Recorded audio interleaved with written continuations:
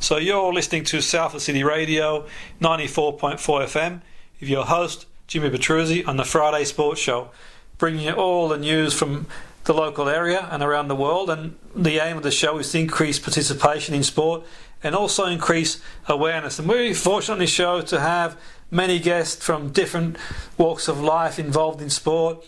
We've got coaches, world-class athletes, sports people across many different disciplines, Olympic athletes as well. We had many people come on board the show, footballers, people who work in the game as journalists and many different disciplines. Today we have a guest who worked in football as a sports scientist, as head of sports science at Derby County. He's going to sort of share some insights into what it was like to be a head of sports science at a great club, Derby, a fantastic club, and he moved away from football and he set up his own company in healthy performance, and we were quite interested to see what he does in that area and how he transferred the skills that he had and used in football so effectively into corporation and no to other areas as well, so we get more of an insight. So Wayne Campbell, welcome to the show. Great to have you on board. Thank you, Jimmy. Good to speak again after such a long time. Yeah, absolutely. Yes, time certainly flies, that's for sure. And Wayne, just sort of touching on Derby County, your role there, head of sports science. I mean, you were sort of one of the pioneers, or that sort of wave of sports scientists in the game that kind of were influenced by, many. Obviously, sports science came into the game into the mid to late 90s, but I think people like yourself sort of took the baton on and expanded it. What was your time like at Derby County? Yeah, I had a great time at Derby. I think, like you said at the time, this is when data became, it started the revolution of how to use data and how to analyse performance. And when I was at Derby, we were measuring things like heart rates, recovery rates, body composition, hydration levels, all those sorts of things every day, whereas today they measure everything from speed and distance and acceleration and all sorts of other things. So it was a really exciting time in the fact that with my kind of scientific background, that was really interesting for me to be able to work with players and to help them improve their performance using that data. And it was a great time. It was a fantastic time to be involved in football, and like you say, things have developed so hugely in the area of sports science that, looking back, it was probably very basic back then, but at the time it was obviously quite technical. Yeah, and the club, Derby, that you work for, they were a strong team, and they're really well organised, and obviously had some good players. And in terms of performance levels, what did you make of the performance levels? What was the club like at the time when you were there? Yeah, so I joined at a time where they were probably bottom third of the championship, actually, and they were struggling a little bit. And I think as you find at any club, you'll find that a lot of the players take on board anything to help their performance. And I formed some really good relationships that I still have today and still keep in touch with quite a lot of the players, actually, because it was all about trying to develop them as people. It wasn't just about obviously trying to improve just only their speed and distance and power. It was also trying to get an understanding into their mindset. And we set up regular meetings with the players on a weekly basis just to kind of have a chat about, how are they getting on and how could I, as head of sports science, help them in their kind of career at the same time. So, yeah, it was a fantastic period. Yeah, I mean, it's a great club, Derby. I mean, it's a fantastic setup there, the stadium. I remember going to the new stadium years ago. I was doing some work in London at the time, and my colleague was the head of sports science at Crystal Palace, and I used to sort of work closely with him, David Richardson, if he's listening, and great guy, and he invited me one time to sort of come watch and basically as a sounding board what my thoughts were in terms of what he was putting together, and I went down. There was a new stadium, and the stadium itself, when that sort of came about, I mean, at that point Derby were in the I'm pretty sure it was the Premier League at that point. I mean, do you ever sort of see Derby getting back to those sort of heights again? I mean, that was a really strong competitive club at the time, and they'd signed some really good players. But do you ever see them sort of getting back? I mean, under Lampard, they sort of experienced a bit of a renaissance. But do you see them getting back in the Premier League? Yeah, I think it's a really good question, actually. I actually went back to the training ground about 18 months ago just to have a catch-up with some of the guys there. And they are absolutely set up to be in the Premiership with the facilities they've got, with the infrastructure they've got there. Obviously, Pride Park is a really nice stadium, really new stadium compared to some of the other ones out there. But I think the facilities they have behind the scenes at the training ground, they've improved massively since I was there. To see they have a swimming pool in there now when they didn't when I was there, to have a very, very specific strength and conditioning area where we had one when I was there, but it was kind of relatively basic in comparison to what's out there now. So I think, as you know, Jimmy, with football generally, the hard thing is that Championship is such a difficult division to get out of. It is. Any one of 10 this season, I think, could possibly go up. But I think Derby definitely set in terms of infrastructure, absolutely have the capability to be back in the Premiership. No, absolutely, and it's quite interesting you say that, and I think certainly throughout the whole Championship, League One, League Two, they're challenging leagues, and the team just up the road from here, Salford, our local team, I think they've sort of found what it's like to be, and the gulf between obviously playing outside the football professional pyramid, and it is a gulf, and it's not easy. It takes time, it takes a bit of luck here and there, and hard work and persistence. And just we're going to add at this point in time, we're in lockdown due to COVID, so it's a pre-record, so things can change, and they are changing. So obviously, in terms of the league, there, as and when the league continues at the moment, is anybody's guess. But obviously, precautions are a must at the moment. But from working in football, you move into working in healthy performance. I remember the time speaking to you when you talked about setting up, and I thought if there's anyone who's going to succeed, it's going to be yourself, because you really well organised, you know your stuff, and everything else to go with it. You had a plan and a vision. What's it like? What's the journey been like with healthy performance? Yeah, well, firstly, thanks for the compliment. I am very organised, and I'm also ultra competitive with a bit of perfectionism built into that as well, which it kind of works against me sometimes. But in terms of the journey, it's been a complete roller coaster. When I set the company up, Healthy Performance, back in 2009 as a full-time business, we go into companies and do all sorts of employee well-being related services. And back in the day when I set it up, nobody would even listen to the conversation about why they should even consider employee health and well-being as part of their agenda and their strategy. And probably about 2014-15, that was probably around the time that companies started really sitting up and listening to the impact this could have. And today, as I talk to you today, as a company, we're kind of growing about 40% every year, and have been now for 5 or 6 years. And I don't kind of see that stopping. And a lot of that's because of the amazing team we've got behind the scenes that are making it happen. But people are now seeing health and well-being as the most important thing that's out there. And with the current climate we're in now with the COVID-19, it kind of supports that whole thing that health is more important than anything. And it's always been there for me as the priority. But actually turning an idea into a business and making it work it takes a lot of effort, energy and drive, and I'm blessed that I kind of have those, and I'm a very resilient person at the same time as well, and all of those are kind of needed in the mix to be successful in the business world. Absolutely, and I think that's certainly in football, in terms, I think that's a big thing where in football, obviously week to week you prepare a team, and the role you had in football is an important role, because obviously the players, it doesn't matter how talented you are as a footballer, how much skill you've got, if you haven't got the physical attributes or you're performing to your potential, then it's just not going to happen. And did you find that you transferred some of those sort of attention to detail skills from football, sports science across to that environment, Wayne? Yeah, 100%, Jimmy, and I think the thing that I really like about running a team now is, I call it a team, I never call it a company, actually I always call it a team, is that nobody in the team is any more important than anybody else. We all play the same role in terms of the bigger objective.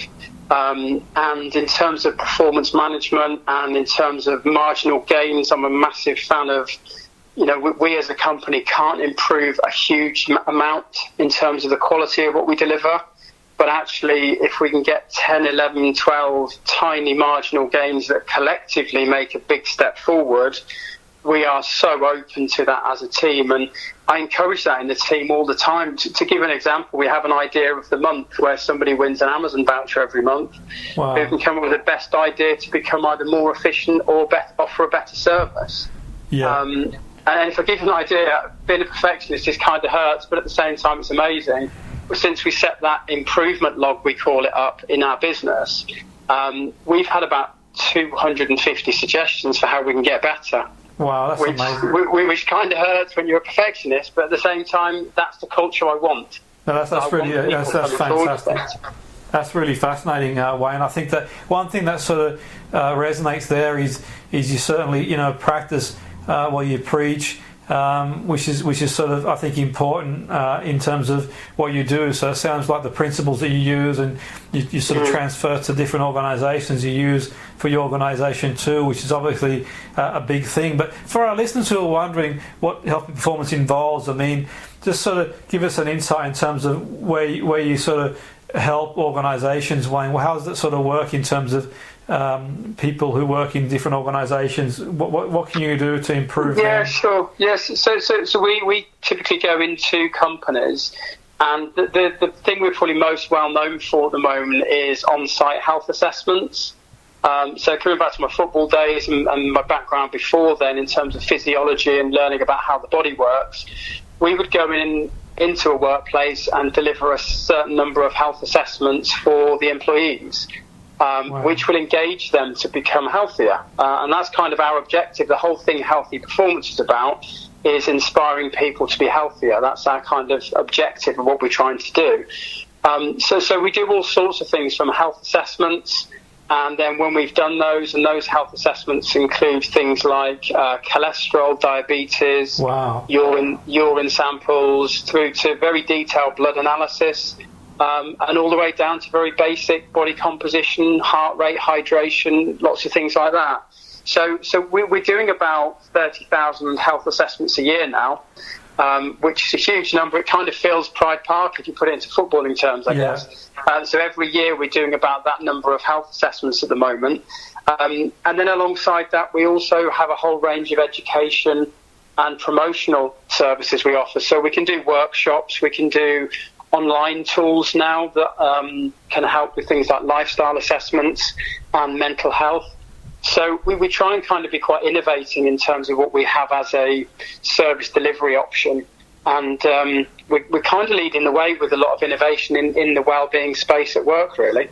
That's amazing. I think it's really interesting stuff how you sort of do all that, like the blood analysis and the other stuff as well, the cholesterol and obviously the other areas too, and I'm sure there's more to it than that. But I think that in years gone by, the sort of health assessment would range around, say, resting heart rate and composition, and certainly it's come a long way in that respect. That's really amazing stuff. And I think that certainly for anyone working at any organisation, it's a really, really great opportunity to get an idea of where they're up to, because it's not as easy to test these things and that sort of stuff. But do you find in your in what you do, how is it received by the people in the organisations, Wayne? Do they see it as like an opportunity, or what's the general consensus among clients? Yeah, I think probably 10 years ago when wellbeing was still in its infancy, really, it was still very new, and there was an element of people wanting to know why the company were doing it. They were kind of quite conscious of where would the results go and all this kind of thing. If I kind of tell you today that it's probably the most engaging thing that companies do from an employee engagement perspective, because firstly, how many times do you get to go to work and have a health check and tell you things about your health you didn't know? And that's the beauty of this, really, in that we work with companies for 6, 7, 8 years and go back every year. And it's really great for me to hear, for my team to kind of say, I've seen this person for 3, 4 years running now, and they've made a huge lifestyle change. Yeah, and absolutely. I guess one of the things I absolutely love about Healthy Performance and what we've kind of created, and my hairs are going up on my arms just saying this, is the number of emails and phone calls we get into the team thanking us for going in when we've identified something that's made a massive change to someone's life. Yeah. And one of our clients, we started doing blood tests for PSA, prostate levels, about 3 or 4 years ago. And in that very short period of time, we've identified 13 men with prostate cancer from one company. And that in itself is exactly the reason we do what we do. That's really powerful, Wayne. Hugely powerful. And then that's kind of why we're quite lucky. We're growing quite quickly, and I think it's off the back of all these things that are happening and the work that my amazing team do every day when they're out there. Yeah, that's really interesting. I mean, I was going to ask you that question, to be fair, because that really fascinates me. And I mean, years ago when I was working, I was sort of doing some sort of private work in consultancy work at a gym, and we were doing some sort of really basic health testing, like blood pressure and that sort of stuff. I remember there was a guy, Wayne, that I sort of took a blood pressure test off him, and he sort of it was really through the roof. And I said, well, you probably want to see a GP with that, and he went to see the GP, and he put him on obviously whatever medication he needed, and I sort of kept in touch with the guy. And it's just a huge impact in his life. And how does it work if, for example, someone sort of sees that their blood sugar might be too high, or something comes back? I mean, is there a referral system in place, or what do you guys do? Yeah, I mean, there are pathways for pretty much every test that we offer. We have to have a clinical pathway in place. So if somebody has high blood pressure, that example you're giving there, we refer somewhere between 8 and 12% of everybody we see a year to a GP. And they're usually only after we've retested them on another day. So one blood pressure test on its own as a random test doesn't really tell us a great deal. So we're often at a client's for a few days. So what we do is we'll ask that person to come back in another day, and then we can retest it, because it might just be that they're having a bad day. Absolutely. But we have to have pathways in place, obviously, from a clinical validation and obviously giving people confidence to use what we do. We kind of have to do that, really. And unfortunately, there's certain referral pathways that aren't available, and one of those is the biggest issue probably in the kind of the health and wellbeing space, and alongside mental health, which is obviously clearly up there. Things like keeping people active. We've seen a huge increase in the number of people who we see who are either overweight or obese, and that's got worse every year for the last 10 years, and that's kind of the worry, because obviously we can get people active, and the sort of consequence of that happening as well is that will help their mental health. Yeah, absolutely, for sure. That's really interesting you say. I mean, what you do there. I mean, one thing that I've sort of always been sort of pushing for in mental health is sort of more biomarkers to identify, because at the moment mental health is obviously different to health in the sense that you guys identify certain biomarkers. In mental health you're relying pretty much on a diagnostic criteria, and hopefully in the future, Wayne, hopefully from my understanding anyways, in my experiences, obviously there's technology available now more for research but not for diagnostic, but in the future, I'm sure, because things like depression now, anxiety, the realization there's more than one pathway to these conditions, because things like inflammation and gut brain and all that sort of stuff, really. But I see in the future, Wayne, where people like yourself will be looking at biomarkers around mental health, like inflammation of the brain, that sort of stuff, and maybe a referral system for mental health. But at the moment where we are now, I think certainly exercise is a huge correlation to well-being. And do you guys say, when you say you do the exercise side of things, do you do like workshops around that, or how does that work itself in terms of? So we do go on site, and we also do webinars as well for a whole range of activity-based education. So we can go on site and talk to people about how to get healthy without exercising, because people think they have to go to the gym 5 times a week to get healthy. And as you know, there's a big difference between fitness and health.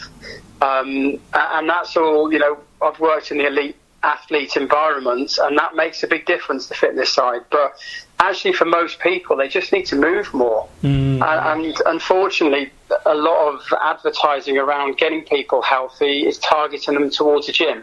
Yes. And for most people, gyms are not the best place to start because, from a behaviour change perspective, do you want to be trying to run on a treadmill or something next to a guy who's been on the treadmill for 2 hours and he's run 20 miles or something? It's not good for your confidence in that situation. So we do very practical things that you can do in your garden. And, to be honest, as you know, Jimmy, you can get fit with a skipping rope in a garden. Absolutely. You can do plenty of stuff in there where you don't need to even go out your own house if that kind of happens. So, absolutely.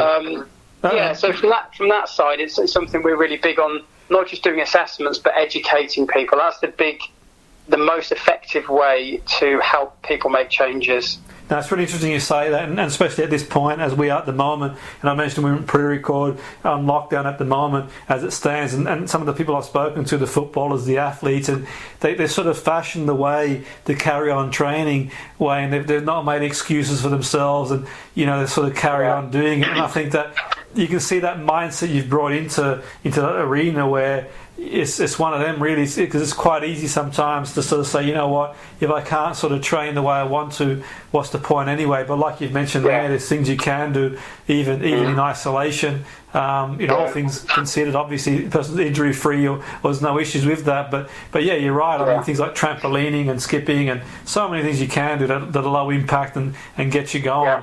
That's for sure. And trampolining is a hard session. I've got a trampoline in our garden and my boys can absolutely out trampoline me all the time. It's a really good workout. So it is about keeping it really, really simple. And I think, as you know, if people don't exercise, they probably think it's harder to do than it actually is. Yeah. But actually, as you start getting into that habit and that pattern of, even if it's doing something once every other day, and it just means you go for a walk and then maybe you start to increase the intensity a little bit.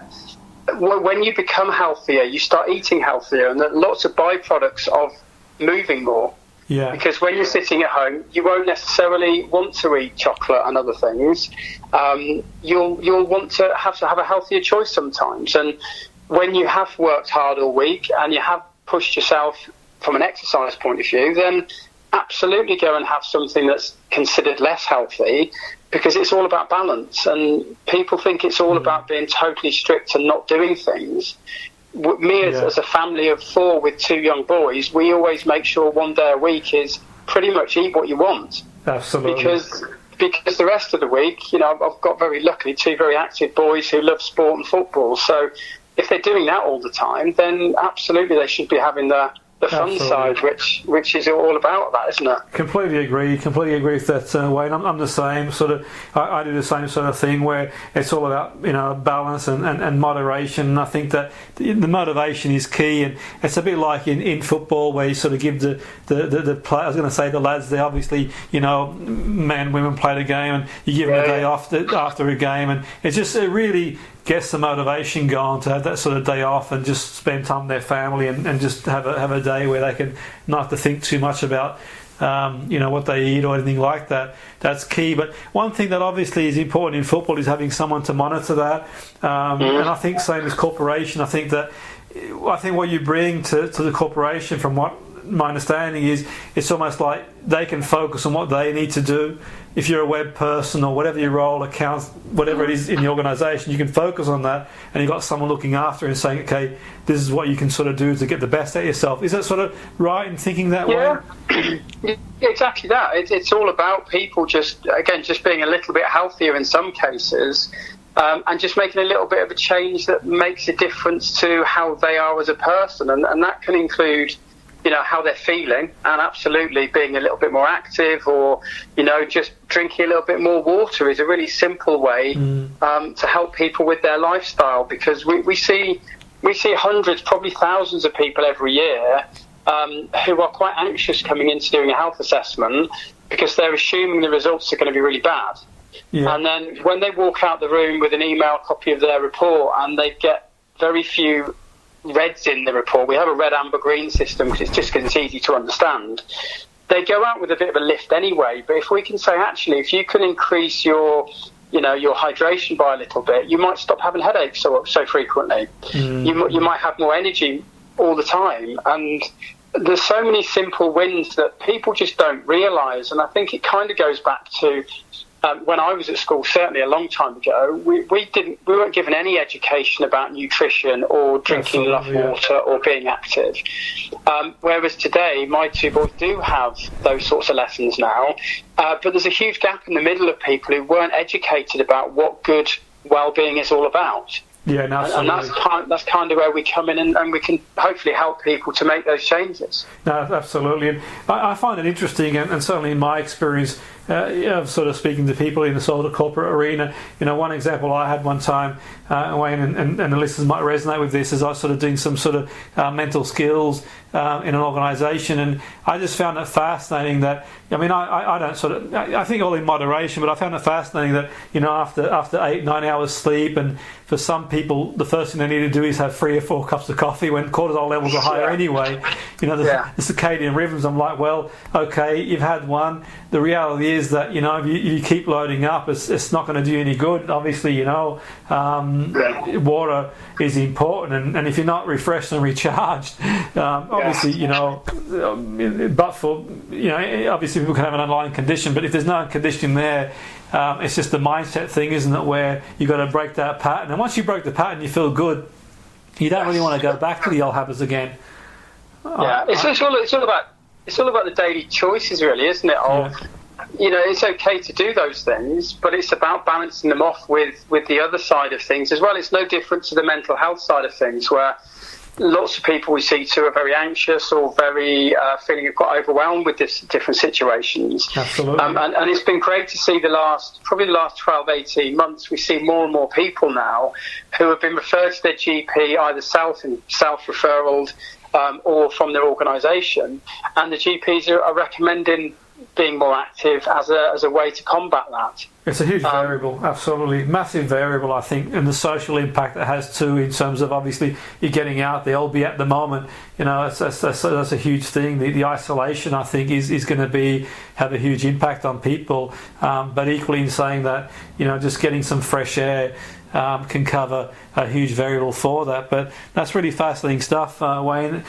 Just in terms of being very kind to join us. I know you're a busy man, you've got a lot to do. If anyone's sort of interested in getting in touch and knowing more, Wayne, have you got some details that they can sort of, I know you offer a number of things, have you got some details you'd like to share? Or Yeah, sure. So our email is Healthy Performance, so that's health with a Y on the end, healthyperformance.co.uk. On there's lots of contact options in terms of how you can contact us. The main email address to use is team@healthyperformance.co.uk.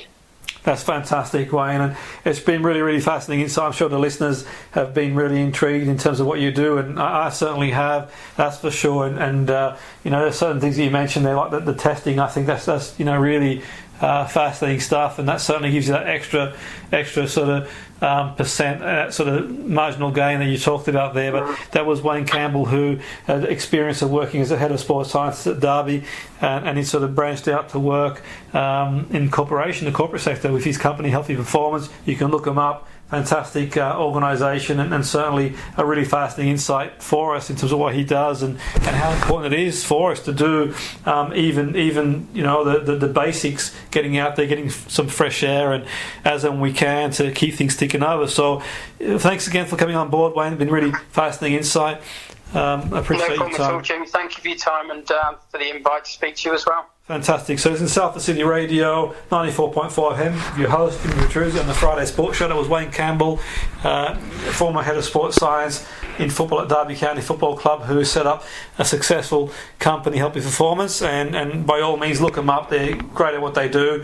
And stay tuned for our next guest coming up shortly. Thanks for listening. You're listening to Salford City Radio, 94.4 FM, with your host, Jimmy Petruzzi, on the Friday Sports Show, bringing you all the latest news in sport from around the area and around the world. And we're very fortunate on this show to bring you guests from all different walks of life associated to sport and beyond. Athletes, world-class athletes, footballers, managers, people who work in the media. And today, tonight we have a little bit of a change in our show. Today's guest is going to sort of talk to us about, her role anyway. She works as a private counsellor, mindset and wellbeing coach. And at the moment, with all the things that are going on in the world, you don't need me to tell you all the change, all the uncertainty. And that certainly made its way into sport. And in my experience of interviewing sports people and knowing a lot of sports people and working with sports people, there's so much uncertainty in the world at the moment for them, just like anybody else. And obviously sport is a short-lived career.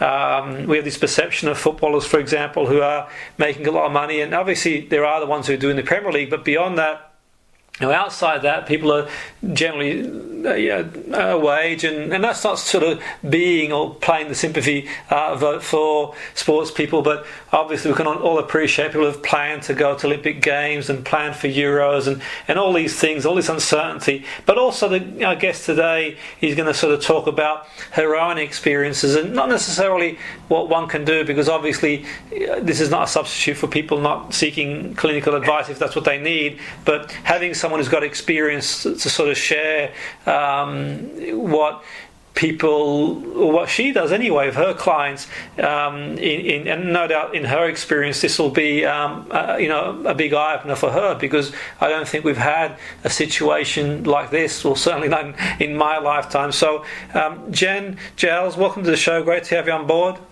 Thanks for having me, Jimmy. Thank you. It's really great for you to come on board and take the time to come on board. And I think, more so than ever, really, people like yourself who do counselling and mindset and wellbeing coaching are really important. And these are tough times. There's no make a mistake about that. But just sort of share with our listeners what you do, Jen. So I'm a person-centred counsellor working in private practice. Over the last 6 or 7 years or so, I've been seeing clients also on a voluntary basis as well. Person-centred is really working with the client at their own pace, and it's stepping into their world and seeing their world from their point of view.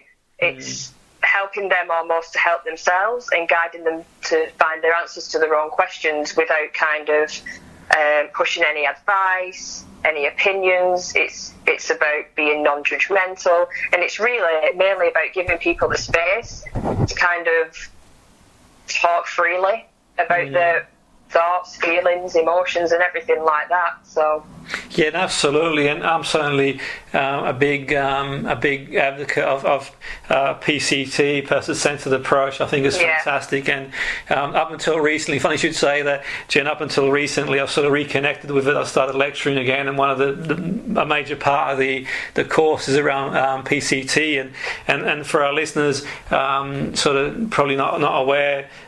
Sort of in a nutshell, I know you've mentioned there, but in a nutshell, I can see the benefits of that sort of approach, because obviously people can feel comfortable. But what are your thoughts in terms of that sort of approach at the moment, with sort of people afraid of being judged about, there's a lot of stuff going on social media, and sort of people are sort of bottling things up and not expressing themselves. How do you see that sort of approach, the unconditional positive regard approach, important in these times that we're living at the moment? It's so important, more so now that it's very, very strange times. People come to me with all sorts of different anxieties. A lot of it has been around the social media and fake news, if you will, and everything like that. But it's also about being genuine and congruent, and it's about, I'm living in this as well. And the difficulty that I'm actually finding now is I can't tell my clients you are being almost dramatic in a sense about the fears and everything, because this is real and this is happening to everyone around the world. So it's kind of a give and take conversation in that sense at the minute, where we're all in this together, and there's not much I can really... I can sit and listen, but I'm in the same situation, if you understand. Absolutely, no, that's a really important point. But I think even having someone just to speak to, Jen, is a big thing, and just speak about how they feel. And is that what you do? Like, people can speak to you about how they feel with what's going on in their perception of what's going on in the world? how they feel, the anxieties that it's bringing up. There's definitely going to be a rise in anxiety, I think, even in people that have never kind of experienced anxious feelings before. Maybe there'll be more of an understanding after all this is done with. Health anxiety is a massive thing as well, where people are terrified of getting this virus. They're terrified of the family and friends getting it. So there's a lot of that coming to it, depression and low mood from isolation and everything. There's so many different things that this is bringing up in terms of mental health and well-being. No, absolutely. And it's happened so fast, Jen. It's just been so quick in terms of, I mean, it's almost like the rug was just swept from under our feet, all of a sudden a whole new world. And I mean, just talk us briefly about pre-pandemic, if we want to call it that, in terms of, when it really sort of, I think for me, I don't know if you agree, and our listeners, I think for me, when the reality really sunk in when big provisions were being made in terms of being locked down. At the point of doing this pre-record, we're in lockdown. Obviously, that can change, and by this moment in time, that's where we are. But I mean, tell us, in terms of yourself, Jen, did you sort of sense a kind of surrealness or denial at some point? Talk us through. Definitely. Definitely. With my clients and myself, it was definitely a surreal feeling. Like, is this going to happen? Is this even going to affect us, like me? You see it happen. We saw it happening in China and Italy, and it was coming closer and closer. But it was almost like there was a denial for a long time, and I think it was only when we actually got put on lockdown that people realised the severity, and it wasn't just happening to other people. This was going to be us too. Absolutely. And in terms of you as a counsellor and mindset well-being coach, you've got a lot of experience in different areas too, and have you drawn from all your experience to sort of galvanise yourself in one sense to sort of be the sort of best you can be with the people you're working with? Yeah.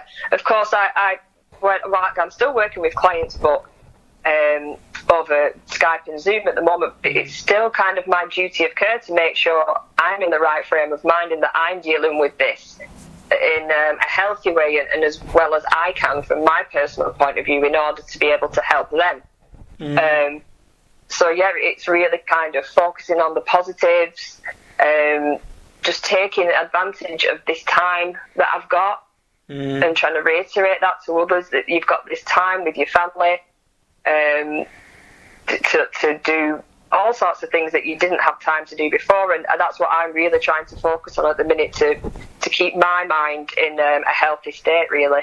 One thing I sort of, having mentioned that, one thing that sort of and to take in consideration, I think, is you mentioned there the sort of family dynamic, and obviously, I don't have the stats, but I have sort of been aware of different advertising campaigns that have mentioned domestic violence and all things being well in family life. And is there a place for sort of family therapy where people can come and speak to you in terms of, because I can imagine that people, if you're caught inside, and obviously the weather's been beautiful, you can sort of maybe go in the back garden, so to speak, but you're still in and around the house. Have you seen a rise in sort of anger and sort of aggression, Jen, in your sort of experience?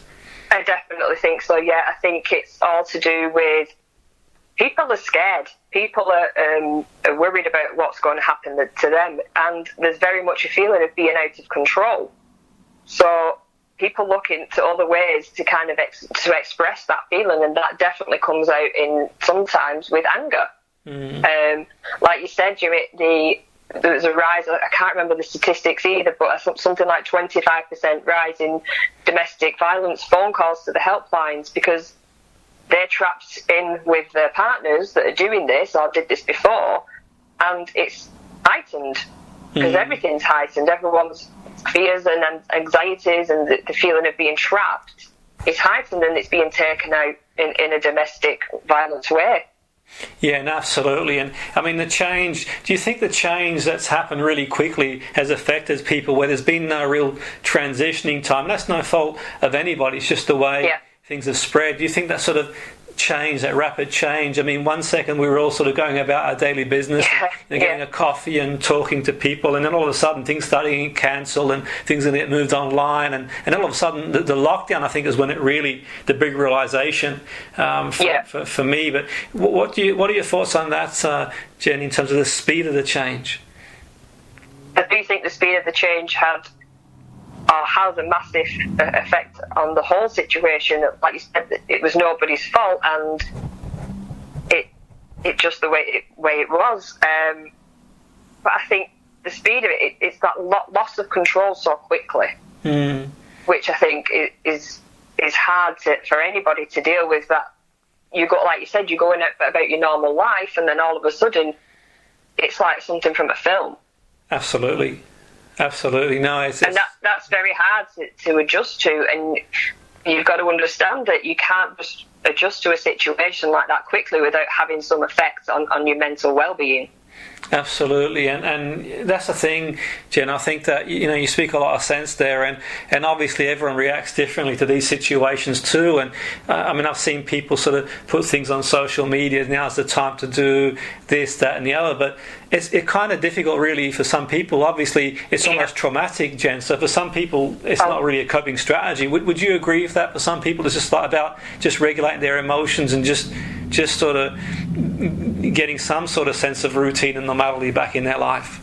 Completely. I think the thing is to, if you can, then do all these things that you've now got time to do, but you've also got to be aware that you have to give your mind a chance to adjust to this. You have to sit with these feelings and try and figure it out in your own time, and there's nothing wrong with sitting and watching Netflix and things like that, just to kind of adjust to what's happening. And no one should feel kind of guilty almost for not being so productive and using this time to their advantage, because it's very difficult to adjust so quickly. Absolutely, and the hardest thing as well too is there's no sort of date. It's like if we sort of had a date to work with, if everyone said, okay, this date everyone's going to sort of lift, and no one really knows. It's the future sort of. There's so much uncertainty, and also, I mean, I'm not a medical person by no stretch, but only from what I see on obviously government websites, and I sort of keep an eye on things because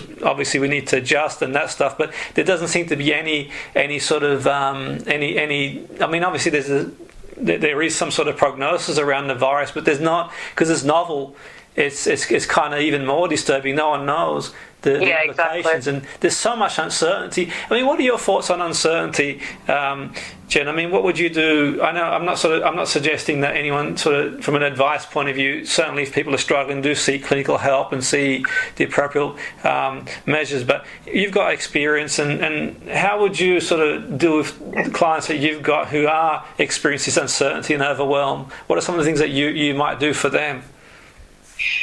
I mean, this feeling of uncertainty is huge now, and I think what we've got to give ourselves credit for, or kind of justify it, is that we do have a deep-rooted desire for having certainty and control, as it allows us to kind of think that we know what's coming in our life. Obviously, this isn't true, but as humans, we like to think that we are in control. We know what's coming next. We know when end dates are. At the moment, we have very little, if any, control of our destiny at the moment, and when this is going to end. And COVID-19 just absolutely highlights this. And anxiety in itself is largely the feeling of not being in control of an outcome.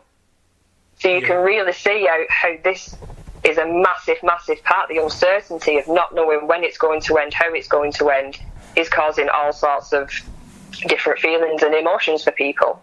No, that's really interesting stuff. I think that's sort of, I mean, you sort of mentioned the person-centered approach, and obviously, part of that is sort of people reconnecting to the organism itself and so on and so forth. But the point being is these are sort of, the other issue is like, there are implications like financial problems that they are what they are, Jen, it's not, it's not a question of someone sort of being subjected to introduced values and sort of losing their way and doing a job they don't like, or just generally being in a place they're not happy with for whatever any other reason other than this is the reality. And in terms of people sort of have they sort of expressed concern about their job situation, finances, and I guess we're all in a similar boat to a certain extent, but is that an area that people do speak to you about, Jen? Yeah, of course. And I mean, all I can do in that way is just listen and understand and empathise with them. I can't give any kind of, obviously, advice on what to do. All I can do is guide them to government sites, not looking at what such a body's saying on Facebook or anything like that. Go to the government sites and see what help is available to you in your situation. Absolutely, no, that's a great point, and it is a really challenging situation, and obviously people are going to be really worried, but that's going to pose big problems too. Jen, do you not think that people are obviously going to go bankrupt and lose jobs, and there's uncertainty at the end of it? And I think for me, I was speaking to someone yesterday, and I don't know what your thoughts are on this, but as and when we do get a situation we're in, I think there's going to be a massive implication afterwards, huge implications. I sort of struggle to see how we're going to go back to where we were before. I mean, is that me being pessimistic, do you think? But No. I don't think it can go back to the way it was before. It'll be a different world, and we don't know how it's going to end up financially or any other way. But I guess we just have to wait and see, and look after ourselves in this moment, and wait and see what happens when it happens.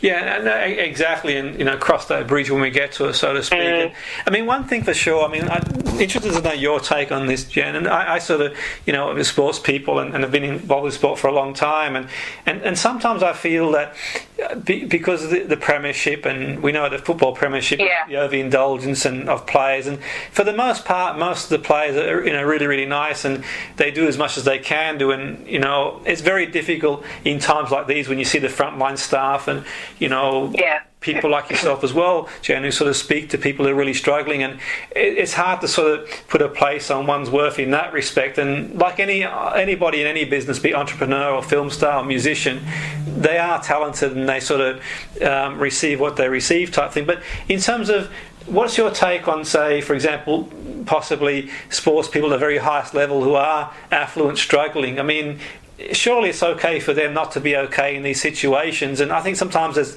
that sort of backlash and undercurrent of people who sort of have a go. Yeah. Of course, yeah. I mean, in my opinion, it's all relative. Absolutely, yeah. Just because they are who they are doesn't mean that they feel any different to us, that they've not got the same worries and concerns that we have. They have their house, that is their house. And just because it might be a mansion with pools and everything like that does not take away from the fact that they're not finding lockdown difficult. They have their daily schedule and their routine to go training, the matches. They live off the support of the fans that they're not getting right now, and it's going to massively affect them mentally. And in terms of kind of the pressure that they are under to sacrifice wages and things like that, I mean, that should be up to them, in my opinion.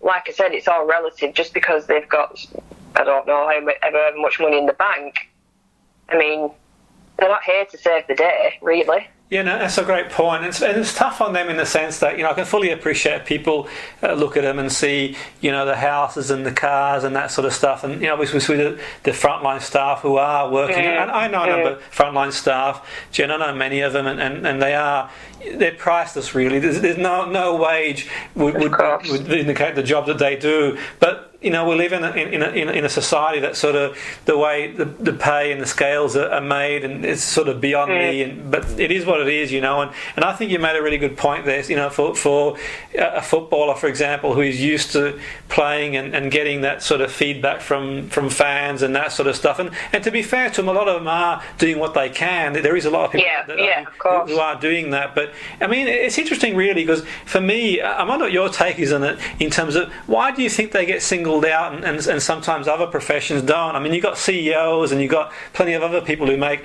a lot of money. From what I can see, they don't seem to be as singled out as footballers. I mean, in your infinite wisdom, is there any reason why they get a bit more stick than others? Or I think possibly because they're an easy target. They're in the public eye. You've got these CEOs, like you said, who are earning absolute fortunes day in, day out, but they're behind closed doors. They're not in the public eye. Not everybody knows their names. They're not on our TV every week. And I think that's what it is. And it's also what they earn, what they sign contracts for, their weekly wages. It's public knowledge, and it's all over. When somebody gets signed, it's all over the news how much they've got signed for and how much they're going to be getting paid. Yeah, no, everybody has every detail to the financial situation almost. Absolutely, yeah. I think the public domain, and also I think that I suppose it's like an image thing too. The sort of the sort of youthfulness, and they're out there. But equally in saying that, from your experience, Jen, do you not deal with people who have got this sort of exterior, but inside they're completely different? When you sort of get to know them from the inside, they're a completely different person altogether, and there's that vulnerability. And I think a lot of clients present as the person that they present to the rest of the world at first, this confident persona, and then when you actually get into it, and I've worked with people that are really high up in their jobs and their careers that do have a lot of money, but then when you break it down, they're just the same as everybody else. They're just the same. They feel the same. They have the same issues. Money doesn't bring happiness. You bring your happiness. Absolutely. And I think that is a massive thing with my clients that I've worked with in the past anyway.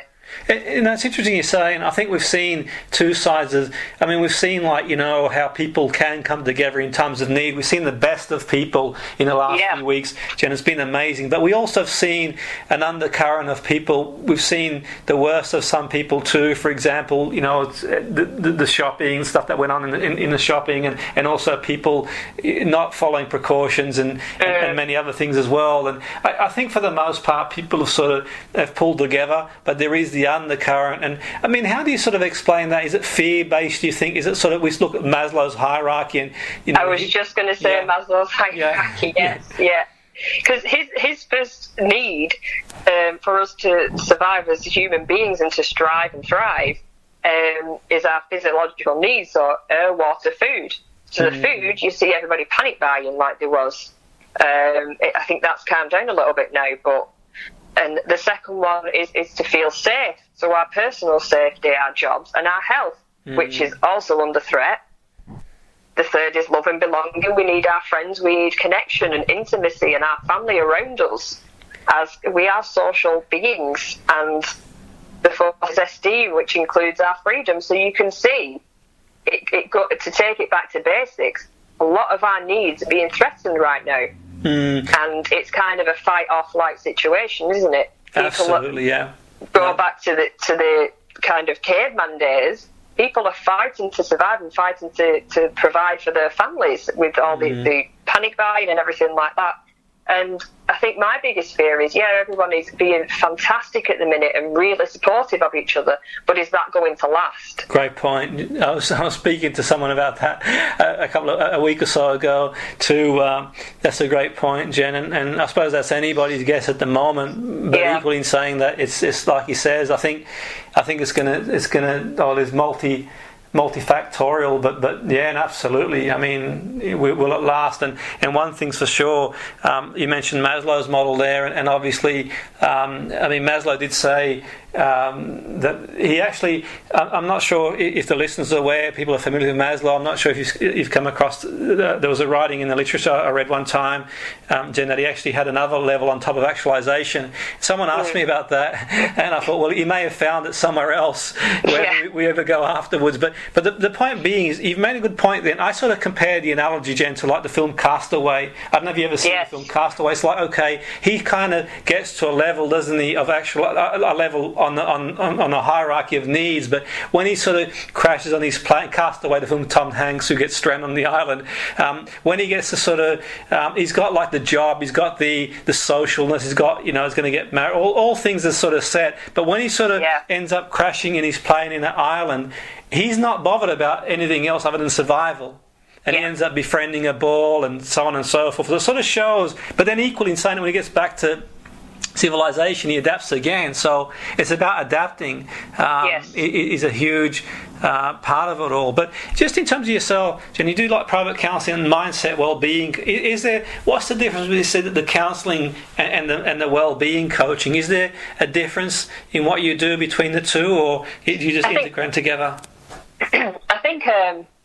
I think it kind of interconnects, but there's a different approach to it. With counselling, you're not there to give advice. You're not there to kind of point out things so specifically. Maybe from a coaching point of view, you can push it a little bit more. I think you can really motivate people, which you can do in counselling as well. But it's just a different way of going about it. I would say, it's a different way of going about it and how you help somebody like that. Absolutely. So, I mean, would it be fair to say in counselling, you're sort of listening more and helping the person to just get out of their own head, so to speak, in terms of how they feel, and the coaching, you're sort of moving towards solution. I think you've got a great mixture there. I think it's really good to have both, especially in these certain times. I mean, do you feel that's really important to be able to do both in this sort of, especially the times we're in at the moment? Jen, do you think that's really important to have both? Yeah, I think it's good to kind of sit and listen, because with the counselling, it's 90% listening. And it really is giving people the space to kind of just let things off the chest. And then in terms of the coaching side of things, you can structure it a bit more. You can motivate. You can help people in a little bit of a different way. But I like to mix the both together. Absolutely, yeah. And it just depends on your client. It's all about being holistic in what the individual needs, I think. No, absolutely, I think so. That's a really important point. And yourself, Jen, our listeners are probably wondering. Obviously, you're an expert in your field, and just out of interest, I mean, for yourself, I mean, how do you sort of look after yourself in these sort of times? I mean, obviously, it can be very challenging, sort of hearing. I mean, obviously, you love your job, and it's really rewarding, and that's great work that you do. But equally, in saying that, there is a sort of point to obviously, none of us are immune to what's going on in the world, and seems to be in our face all the time. But what do you do out of interest, like for yourself, to keep yourself sort of above water, so to speak? The main thing that I do, or the main thing that I have done in the last couple of weeks of lockdown, is just to make sure my day still has a structure, to make sure my day still has purpose. And that doesn't mean I have to do anything fantastic in that day, but I still write my to-do list. Great. I still do my yoga. Yoga has been a massive... I had a very close bereavement a couple of years ago, and that has been massive in helping me kind of shut my mind down in terms of all these thoughts that go through it. Journaling and writing things down, and also just sitting and watching TV, and just not constantly be on all the time. But I think that's hard for someone in my job, is you are always kind of thinking, well, how's this going to affect that? How's it going to affect the other? In terms of everybody else and yourself and your family and friends as well. Yeah, and absolutely, that's some great points. And you spoke a lot of sense, Jen. I've certainly enjoyed speaking to you, and I think that it's really fascinating insight into what you